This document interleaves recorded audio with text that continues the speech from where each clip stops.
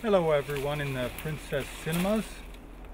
This old growth fir is about 400 years old, and I grew up with it in my backyard, and it taught me a lot. This tree, all around it, there's no big trees like it. There's just stems, smaller trees. They're growing up, but they're still juveniles. And there are a lot of stumps around here in this area. And those stumps were cut at the turn of the century, of the last century. And of course there's no logs left laying around, there's just the stumps. And so when I was a kid, I wondered about that, and I put it together. I figured it out, of course, and realized slowly over time that this whole area has been logged, and that these trees actually represent only 1% of what once stood here, these old growth trees. And it's like the tree that's in Cathedral Grove, and the only difference is that here it's a single tree. I saw clear cuts when I was a child. I didn't really connect it to massive devastation. I just thought they were normal.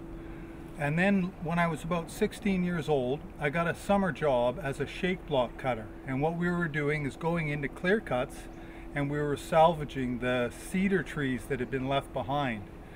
And so we went into an area that was just one massive clear cut, and it had been burnt. In those days, that was the strategy for reforestation, was to burn the area, and then the predominant tree, the Douglas fir tree, would come back. They've since stopped burning, but they still continue to log.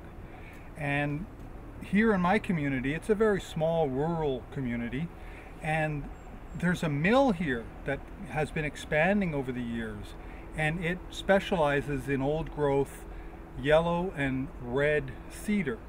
And I began to wonder where all these big, huge trees were coming from. I mean, there weren't anything like that around where I live. And so they were coming from much farther away, and I started to investigate that and figure out where those were coming from. The places like the Clashkeesh, and places like Clayoquot Sound and the Walbrand Valley, and even further afield.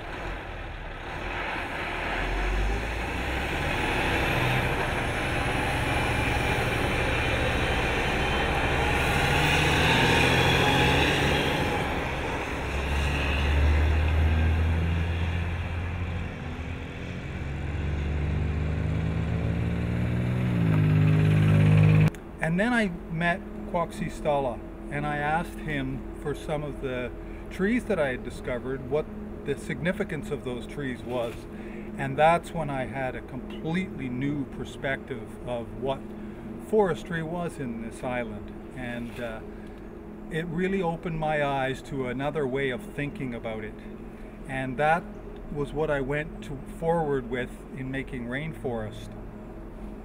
And I mean, the scale of logging, it's unbelievable here. Logging is everywhere. It is happening here, and it's going to continue happening. The thing that will change, of course, is that the old growth will be gone, and then they'll only be able to rely on second growth. And so their profit margin right now is focusing on old growth, and they're trying to get the last of it as fast as possible. And that's why it's really important that you spread the word about this film and about the knowledge that you gathered from the film. As you know, the Forest Ministers Council that approached me for the photographs, they are out there actively engaged in public relations and getting the word out that they, the government, are looking after our forests, that this is the most sustainable forestry practices in the world, and they're preaching it around the world. And I really beg to differ, and I hope you do too. So thank you for your attention, and I'll show you some other perspective now of the place I live on Vancouver Island.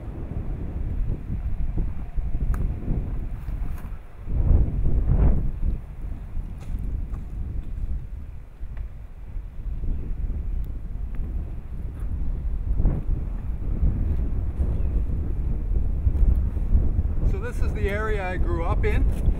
This is the east coast of Vancouver Island. Way off in the distance, those mountains, that's mainland British Columbia, just north of Vancouver. And this coastline was my playground as a child. This is the place I learned to swim, canoe, kayak, and I explored all these coastlines, these little coves and areas like this, all the intertidal areas where there's such a diversity of life. And I spent a lot of time going on to those little tiny islands and camping, and really enjoyed living here and growing up on the coast. And so later, when I went to the west coast, which is different because it's the Pacific Ocean and it's much more rugged and intense. And that area, that's where I filmed Rainforest, and as you saw, I explored some of those areas in a kayak or going along the rugged coast to get to them.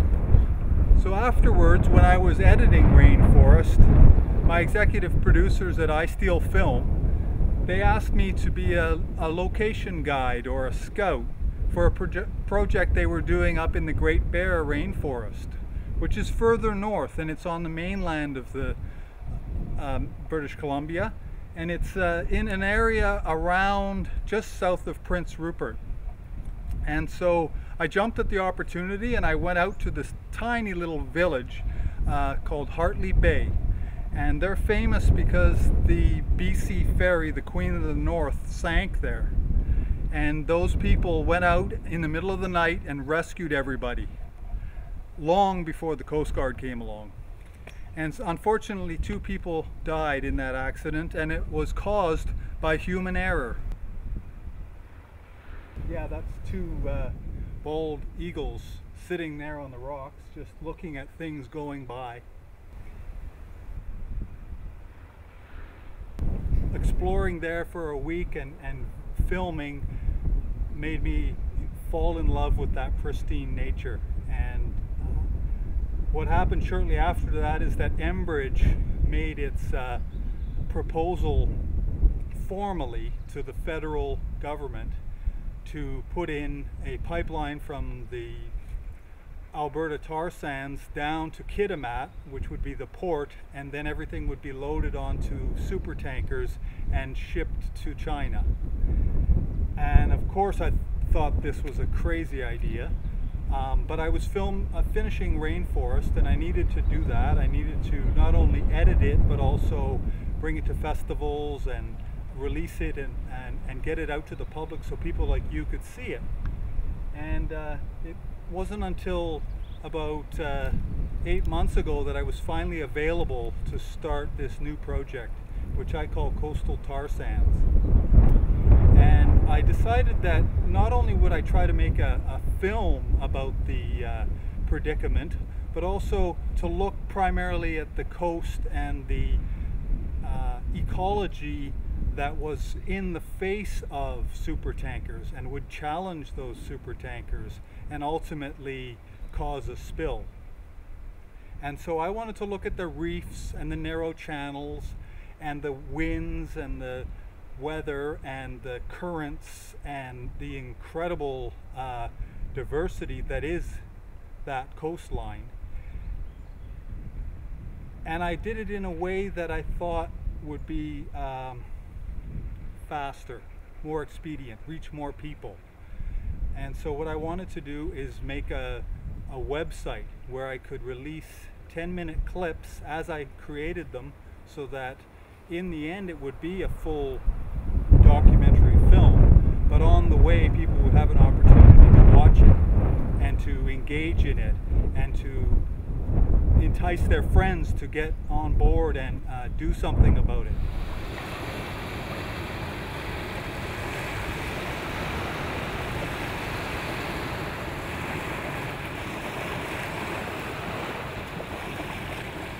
Stephen Harper and his Conservative government, they're the ones really backing Enbridge. They're the ones who really want the tar sands to be shipped to China and elsewhere, and they see it going through BC in a pipeline. And whether it's the Enbridge one in the north or the more southerly one through Vancouver, they want more tar sands oil going out. And so they will be lobbying heavily, and So anybody in British Columbia, 70% of the residents of BC have already said no to the Enbridge Northern Gateway pipeline. And so the residents of BC, the government of BC, have done all they can to reject this concept and this idea of spilling oil on our coasts and destroying everything in our ecology. And the only ones who can really do anything are people like you in Ontario and anywhere east of the Rocky Mountains. You have to pressure the federal government to say no to this. And we're running out of time. So I would encourage you to go to the website, which is coastaltarsands.ca, but I would also encourage you just to watch the next 10 minutes that I've prepared. It's the introduction that I put on the website, and it gives you an idea of the approach I'm taking to showing people what the coast really looks like and how it works, and what a crazy idea it would be to bring hundreds, if not thousands, of super tankers to this coast. So yeah, thank you for coming out, and I really appreciate your support.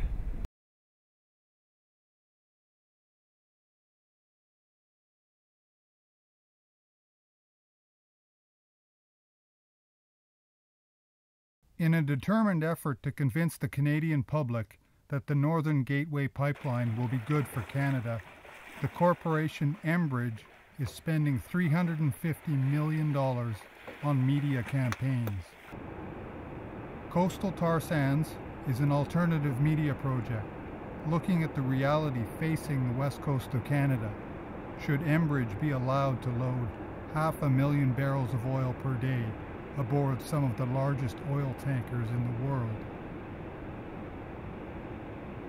Destined for China, with the world's dirtiest oil from northern Alberta's tar sands, these mammoth supertankers will have to navigate through a maze of islands in some of the most unpredictable and dangerous waters on the planet.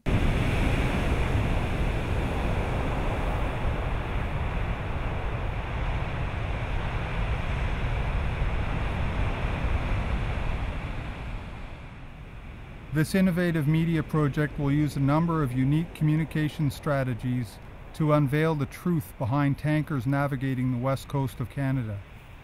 The Coastal Tar Sands project plans to produce a series of 5-minute-long mini documentaries over the course of 2013 to be released in a timely manner via the internet and public screenings. First and foremost, this project will document the very real coastal landscape where these supertankers will have to navigate. Filming will take place over the entire course of 2013, highlighting coastal geography, ocean currents, surge tides, localized weather, diverse ecosystems, wildlife at risk, communities to be affected, and other specifics unique to this coastal wilderness area along the central coast of British Columbia. Each mini-documentary will stand on its own, independently, to be effective in educating the public while meeting strategic deadlines. All of these video chapters will be combined and edited together to produce a final 1-hour documentary for film festivals and television. The final deadline for this project is January 2014, when the Enbridge Northern Gateway Project Joint Review Panel is estimated to reach a verdict. You can help to make Coastal Tar Sands a success by donating, helping spread the word, and encouraging more people to participate in this project. Join us now to help stop Enbridge's oil tankers from destroying the west coast of Canada forever.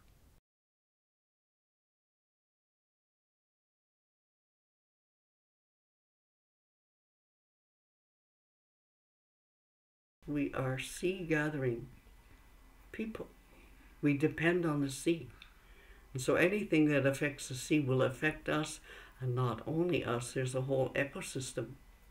Whether it's plants, whether it's trees, whether it's bears or the whales, the eagles, the whole system gets affected. The whole food source. And now the plant of the sea, which is seaweed, and the seaweed grows all around our islands. And I'm worried about the backwash of that tanker, the bilge that they're pumping out. What about all our seaweed source? And that was our big trade item. It's still our trade item today. These are for the people that were lost at sea, that went down with the ferry Queen of the North.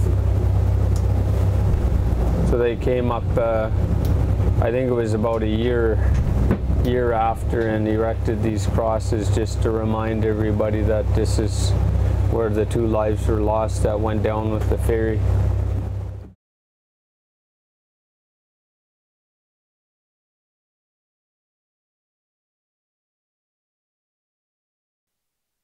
Enbridge is responsible for 804 pipeline disasters in the past decade, causing 162,000 barrels of oil to spill into the natural environment. Oil and water don't mix.